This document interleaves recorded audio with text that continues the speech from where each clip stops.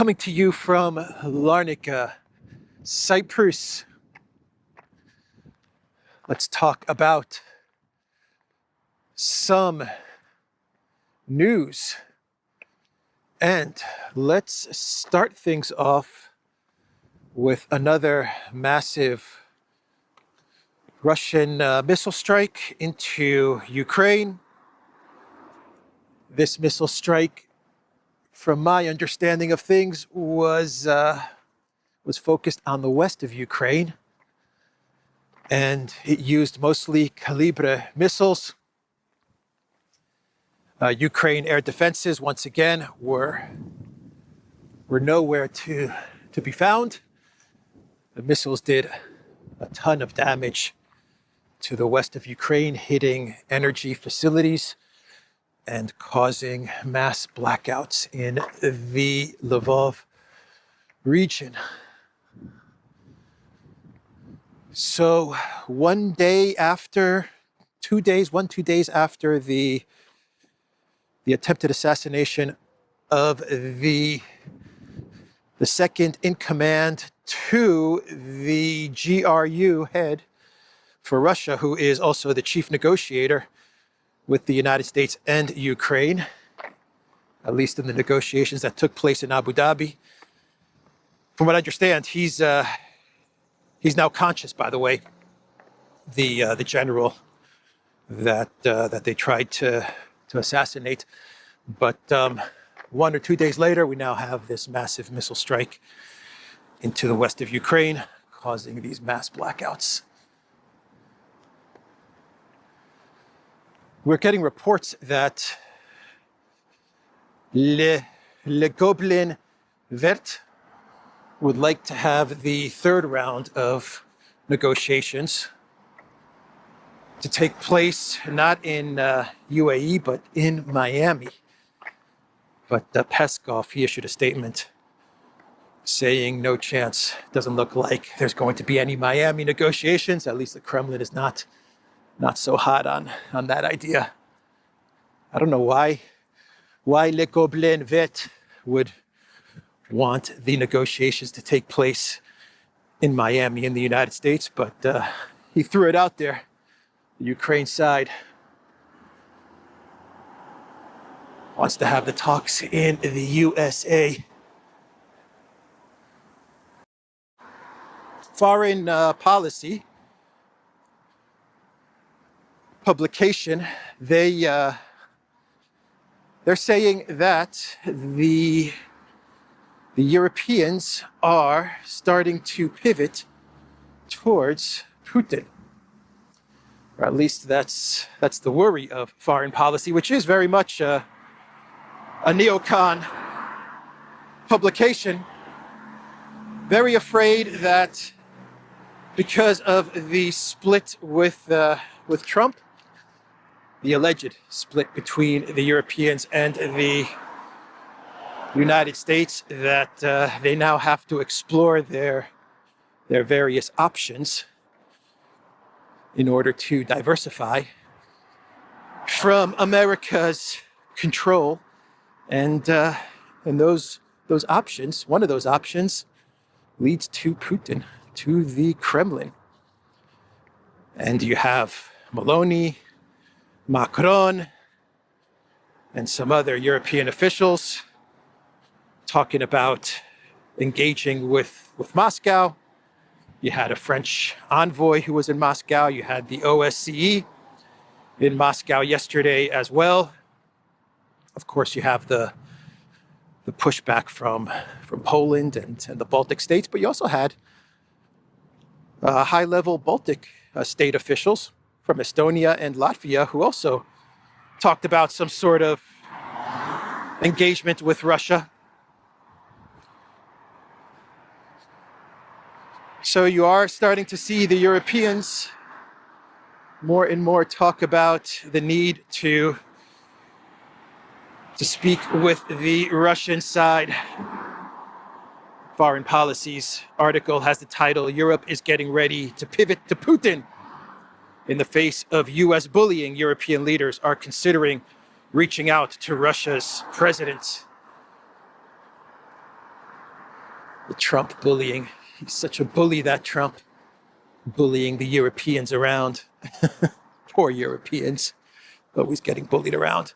Of course, Lavrov said in an interview the other day that when he was asked about the French envoy and Macron talking about rapprochement with Russia, some sort of opening of a dialogue with Russia, Lavrov made the excellent point that Putin is always open to speaking to whatever leader wants to talk with him, and if Macron wants to call up Putin, wants to talk to Russia, Macron can pick up a phone and he can call Putin. What's stopping him? What is stopping Macron from picking up the phone and contacting the Russian president instead of sending some envoy to Moscow? I'll tell you what's stopping Macron. The lack of courage. That's what's stopping Macron. He hasn't received his marching orders from the US. He doesn't have the courage to break away from the globalist forces that raised him and that control him.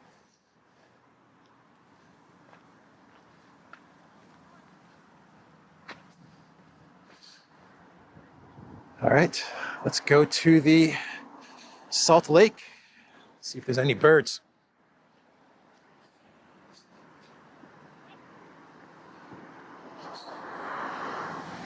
So the EU, as they're talking about a possible re-engagement with Russia,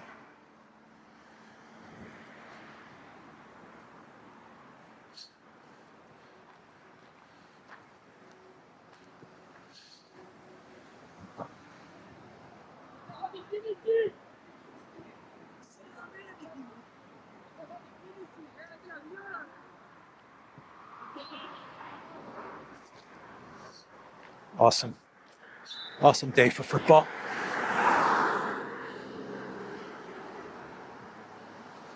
So what was I saying? Yeah, they're talking about a re-engagement with Russia. Some Europeans, not Kaya Kallas, stunning and brave, will never re-engage with Russia. Not stunning and brave, but or Ursula von der Pirate. But we have the 20th sanctions package. That's what I want to say. That's right. It was announced yesterday, courtesy of Vandermath. We have the 20th sanctions package, number 20. And this one is the one. I'm telling everybody right now that is watching this video, this is the sanctions package that will bring down Putin's government, that will bring Putin to his knees. This is the sanctions package. The strategy of the European Union, and I know this as fact because I have my sources inside Brussels HQ, their strategy over the past 4 years has been a slow buildup, very slow buildup. Step by step, sanctions package after sanctions package, so that we can get to the ultimate sanctions package of sanctions packages, which is number 20. And this one is the big one. Ursula announced it yesterday. Russia will only come to the table with genuine intent if it is pressured to do so. So we are tabling our 20th package of sanctions against Russia, covering energy, financial services, and trade. And they're going to sanction the Shadow Fleet or some more Shadow Fleet tankers. I believe 43 more Shadow Fleet tankers, which are just tankers that are not insured by Lloyd's of London. But that doesn't sound cool and sexy. So it's better to say Shadow Fleet. You can't say we're going to sanction oil tankers that are not insured by London. That kind of sounds weak sauce. So it is cooler to say we're going to sanction the Shadow Fleet. But but that's going to be part of this number 20 sanctions package. The EU is also going to sanction the transport of maritime oil. They're going to put a ban on the import of metals, minerals, and chemicals. That's going to work out well for EU member states. I'm sure that's not going to cause all kinds of disruptions and problems for the economies of EU member states. We're also going to see, and this one's going to be interesting, sanctions on banks in third countries, in third-party countries. In other words, it looks like the EU is talking about sanctioning banks in Turkey, in India, in China, because they're doing business with Russia. That's going to be really interesting to see. That one's going to be really interesting. Yeah, we'll see how that one works out for the EU when they sanction Indian banks and Chinese banks and Turkish banks. Yeah, we'll see how much those countries like that one. They're not going to retaliate. Nah, they're not going to retaliate at all once their banks get sanctioned by Ursula and Stunning and Brave. They're just going to take it. Just sanction us, EU. We're not going to retaliate. That's third-party countries. Look at the Salt Lake today. Looking good, Salt Lake.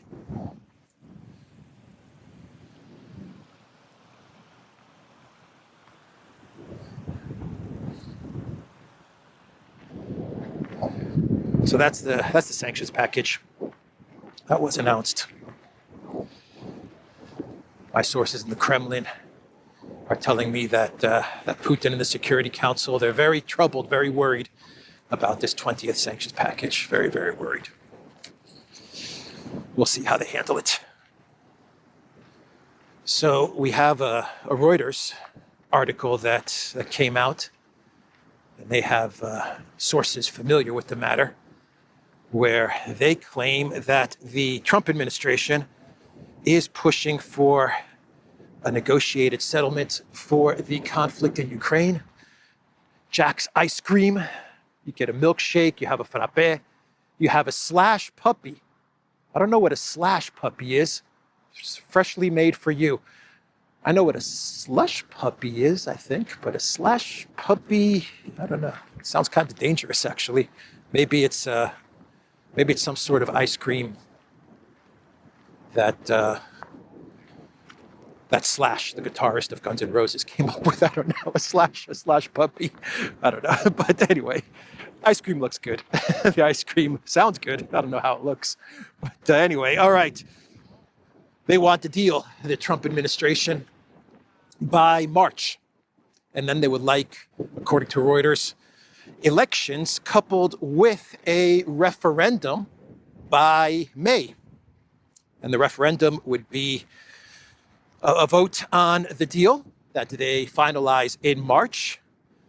And then you would have the presidential elections. Most likely, according to Reuters, you would be looking at Le Gobelin Vert going up against Zelensky, the man behind the Nord Stream sabotage, according to the BBC and the Washington Post. Zelensky has denied that. And also in the mix would be, according to the Washington Post and New York Times, the CIA's very own Budanov. Those would be the presidential candidates. And it's very close, according to Reuters. Very, very close between all three of them. Actually, I believe Reuters has Zelensky in the lead, followed by Budanov, and a very, very close third is Le Gobelin Vert. So that's what Reuters is saying. Trump is in a rush, they claim, according to their sources familiar with the matter. Trump is in a big-time hurry because of the midterm elections in November. And come spring, summer, he's just not going to have time to dedicate to Project Ukraine. And he's going to have to focus on the midterm elections. And so they want to try to get this wrapped up and resolved by May. They have three big problems that they have to deal with, according to this article. Well, the first one is there's just not enough time, according to Ukraine officials that Reuters spoke with. Trying to get a deal in March is just not going to happen.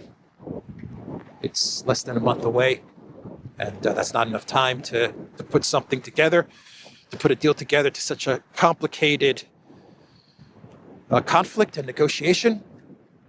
And putting together the elections in May is also going to be difficult, according to the Ukraine constitution, which goes back hundreds, if not thousands of years.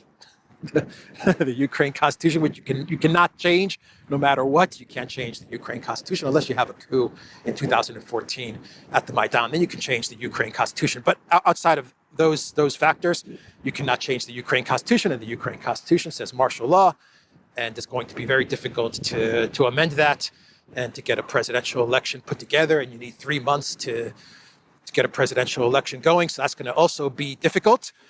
The other problem that the Trump administration has with this timeline is that the issue of territory is not resolved, and it doesn't look like it's going to be resolved anywhere near this March to May deadline that they are putting in place. Ukraine is saying that they will not withdraw from the parts of Donetsk that they still control, about 20% of Donetsk. Russia is demanding, according to Reuters, that Ukraine withdraw from all of Donbass. So that's another problem. And the other big problem that the United States has is the ZNPP. And the United States, they have offered to take the ZNPP. It's really nice of Trump to offer this. They've offered to take control of the Zaporozhye nuclear power plant. Then the United States would distribute electricity to both sides, both Ukraine and Russia. According to Reuters, Russia has said no to this. They have rejected this. Russia controls the ZNPP, and they have been controlling the ZNPP for, I believe, 3 years now, maybe even over 3 years. And Zaporozhye, according to the Russian constitution, is part of the Russian Federation. So, according to Reuters, Russia is rejecting this proposal from the Trump administration. Russia has offered that they will retain control of the ZNPP and they will distribute electricity to the Ukraine side. And this is unacceptable to Ukraine. They will not accept Russia controlling the ZNPP. But that was Trump's offer, which Russia rejected. The United States would take control of the Zaporozhye nuclear power plant. They would take over the power plant, paint it gold, change its name from the ZNPP to the TNPP, the Trump nuclear power plant. I like it. I like that, Alex. He's good at marketing. He's good at branding that, Alex. The TNPP. I like it a lot. Like this video, share this video, subscribe to this channel. Yeah, but Russia rejected that idea. I made up the TNPP, painting it gold, but the rest is according to Reuters. So anyway, that is the Reuters article that they published. A lot of people talking about this article. It has the title, Exclusive U.S. Aims for March Peace Deal in Ukraine, Quick Elections, Sources Say. We've been saying on the Duran for a while now that Trump, come summer, he's going to be focused on the midterms. There's not going to be much talk about Project Ukraine come summertime for the Trump administration. And he's going to have a rough go at it. The Republicans are going to have a rough go at it for the midterms in November. So Bloomberg, they are reporting that the Pentagon is very upset with some U.S.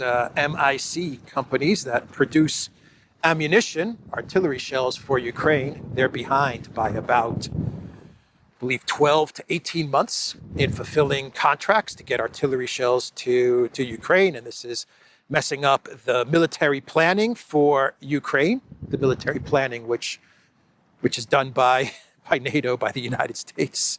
most likely in their headquarters, their control command center in Germany, according to the New York Times. But now the Pentagon is very upset with these delays from MIC companies, including Northrop Grumman, and they are going to be punished for these delays. They're going to be fined and punished because they are not able to fulfill the contracts to produce the required artillery shells that are needed for the Ukraine military.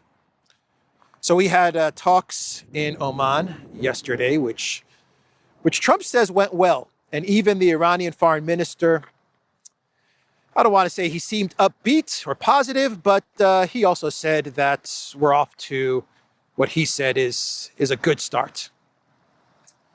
The media and the reports that were on the interwebs, they painted a different picture. They painted a story of negotiations that broke down as the U.S. was demanding too much and Iran was not folding to U.S. demands. No oil to China, of course, uranium, no uranium enrichment. Iran said that they're not going to transfer their uranium to a country outside of Iran if they're going to enrich uranium, which they say is their legal right under international law to a certain level. Then they're going to do it, as every other country can, within Iran. And so we had a general breakdown in the talks, which took place in Oman. But according to Trump, there are going to be more talks that are going to take place next week. And Trump said that the United States, they have a lot of time. Got a lot of time, he said, on Air Force One. We have plenty of time. If you remember Venezuela, we waited around for a while and we're in no rush. We have very good talks going with Iran. I think the results today with Iran were very good. We're going to meet again early next week. They want to make a deal, as they should want to make a deal. They know the consequences. If they don't make a deal, the consequences are very steep. We'll see what happens. Interesting that he throws Venezuela in there, huh? I think it kind of reveals what the Trump White House may be cooking up. Some sort of taking out of the Iranian regime. They're not going to be able to pull off a kidnapping or capture like they did with Maduro. I highly, highly doubt that they would be able to do something like that with Iran. But I think that Trump is revealing that the United States is going to probably try to remove the Iranian regime. As he mentions Venezuela. Look what we did with Venezuela. What else? Epstein. Let's talk about that one. And Mandelson and the UK media. They are now coming to the rescue of Mandelson. At least the Times of the UK is coming to the rescue of Mandelson. Unbelievable. Pretty disgusting to see, but there it is. The Times, they conducted a friendly interview with Peter Mandelson that says he was manipulated by Epstein. That's what the cover says. I've had a lot of bad luck, no doubt. Just some of it, of my own making. Peter Mandelson, from ambassador's residence to Wiltshire domesticity. And then you have a quote from Mandelson saying, Epstein was a master manipulator. I can see that now. So he's the victim now, everybody. Mandelson is the victim. The Sunday Times. Unbelievable. Which country has the worst media? Is it Germany or is it the UK? I'm starting to think it's the UK. I used to think it was German media was the worst. But now I'm thinking, you know what? After this story from the Times, it's got to be the UK media. The absolute worst. How low can you sink? UK Times, how low can you sink? Well, the Daily Mail, they said, hold my beer, because they started to publish a story talking about how Starmer is a decent man, even though he's going through all of these troubles with Mandelson, and he might be removed as the prime minister, as Labour looks for a replacement. According to the Daily Mail, Starmer, he's a decent guy. A decent guy. He's been a disaster, but I still believe he's a decent man. And this is how Starmer's time in number 10 will end, most likely within days, by Dan Hodges. And then you have this title. I believe this is from the Financial Times, I believe, or the Guardian. I'm not quite sure. It's tragic that a decent PM will be brought down by Mandelson's sleaze, but it's a matter of when, not if. He's a decent guy, and LBC said that he's fundamentally a decent man. It's from The Guardian, the other title that I just read. So you see how they're spinning this? Most likely, Mandelson is going to bring down Starmer, will be the end of Starmer. But Britain should remember him as a very decent man. He was a decent man, that Starmer. If Starmer was a decent man, then all of us are saintly. If that is what the definition of a decent man is, then we're at the level of pure goodness, of saintliness. Wow, Starmer, a decent man. Okay, the UK media, everybody. How low can you go? How low can the media go? I don't think it could get any lower than the UK media. Wow. Rehabilitating, coming to the rescue of Mandelson, coming to the rescue of Starmer. That's bad. That is bad. So there's a blockade on Cuba that is being enforced by the United States, and it is having very tragic effects on Cuba and the people of Cuba.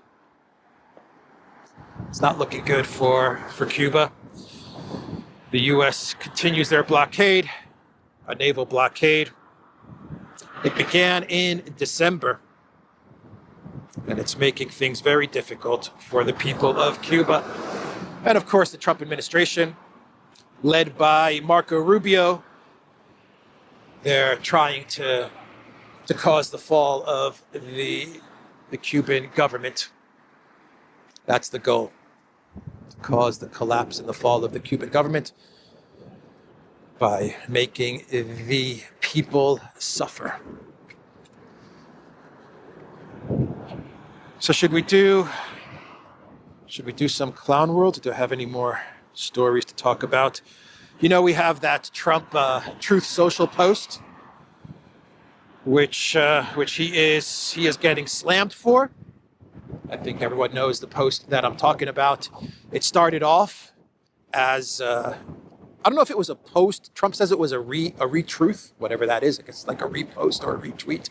Trump claims it was a retruth, but anyway, it was a video.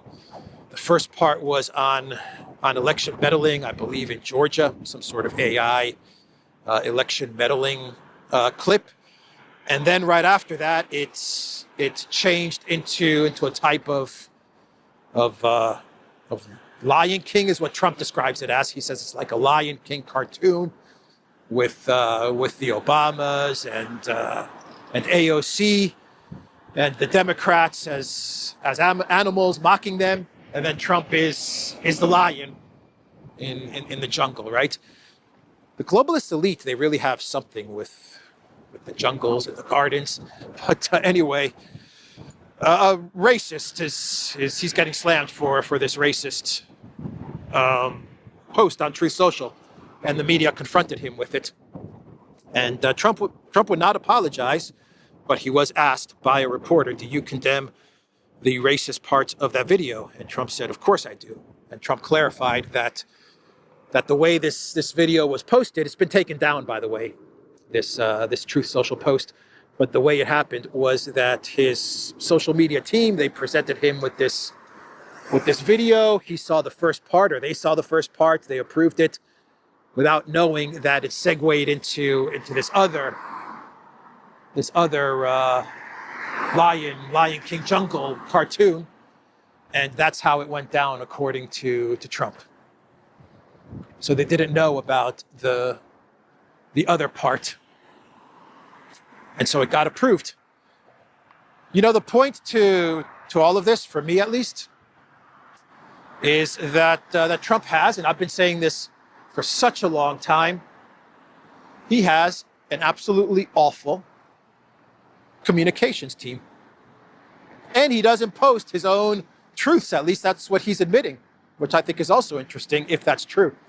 He's basically saying, you know, I don't put up all of the posts on Truth Social. I have a team that does it for me, while most people were under the impression that Trump was the one that was posting everything on Truth Social.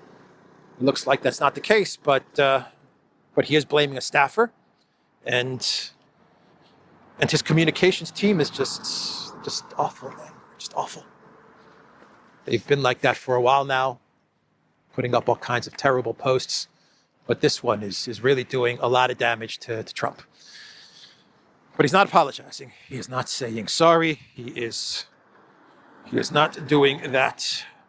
What he is going to do in February, on February the 19th, is he is going to have the first meeting of the Peace Council.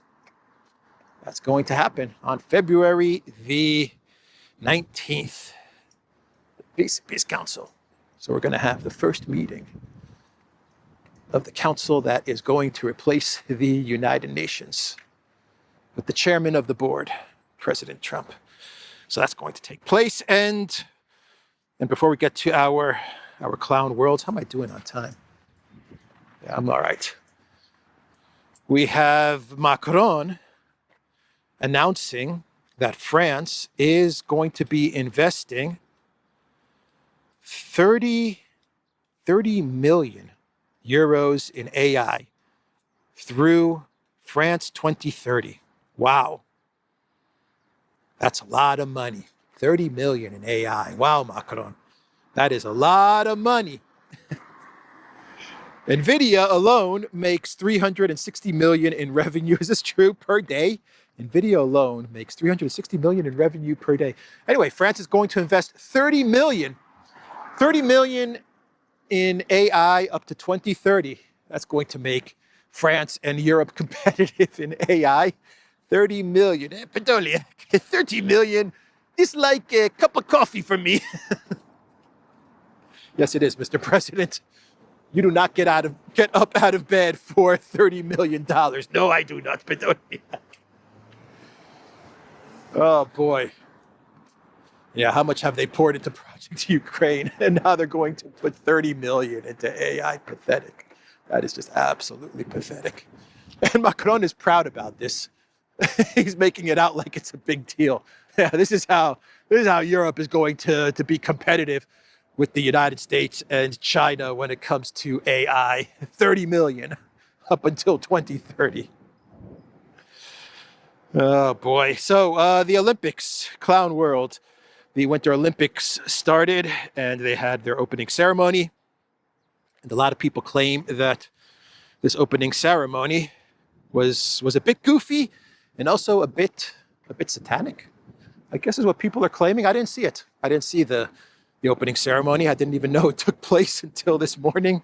But I saw some of the videos of the lighting of the Olympic flame, which, according to various reports, was historic because it was a double cauldron lighting, whatever that means, a double cauldron lighting. So they made history in Italy, I believe is where the Olympics are taking place, right? Yeah.